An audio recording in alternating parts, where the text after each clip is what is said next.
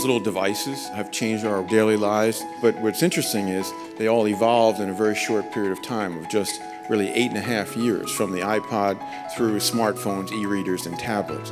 And that short period of time gives you a sense of how much impact can be felt. These devices can do sequencing of pathogens, things like HIV, TB, in the field in rural, remote areas.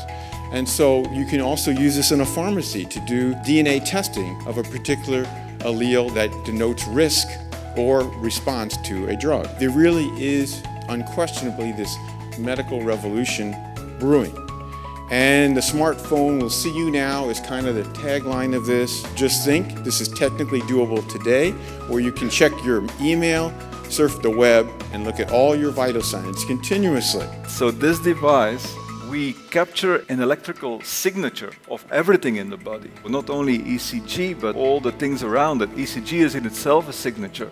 But what about temperature, which is also a signature? What if you fuse that with respiratory rate, with your ECG, with your heart rate, with your blood pressure? In the end, all consumers have to be able to do that in the comfort of their home. They do their own triage, and then they bring their context to a doctor, and he can basically offer his point of view.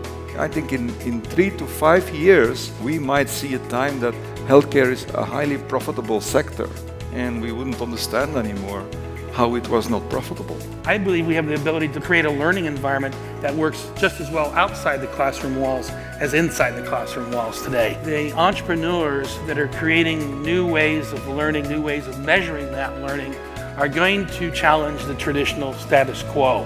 And as parents, we're going to be looking for those environments that meet our children's needs. What you're seeing right now is a perfect convergence of internet network-based capability with good user-centric design and also this deep-seated customer expectation. It is a 180-degree rear-view camera that renders in a heads-up display. And what that means is that you see everything behind you and to the sides.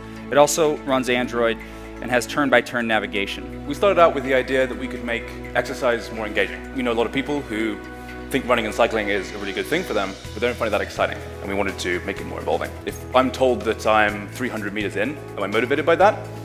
If I'm told that I'm 300 meters behind my friend, that's very motivating. That's really going to get me to run faster and actually make my run more exciting. Right now, identity is hard and it's painful. Think about what you're carrying with you right now. Credit cards, driver's license, loyalty cards and other things in your wallet, car keys, house keys, a badge for your office, and then the countless usernames, passwords, PIN numbers that we all have to remember every day. Our goal is to make identity easy. What we've done is we've created the NIMI, which is a wearable device. It measures your heartbeat. Just like I've got a unique fingerprint, face, retina, voice, I've got a unique heartbeat.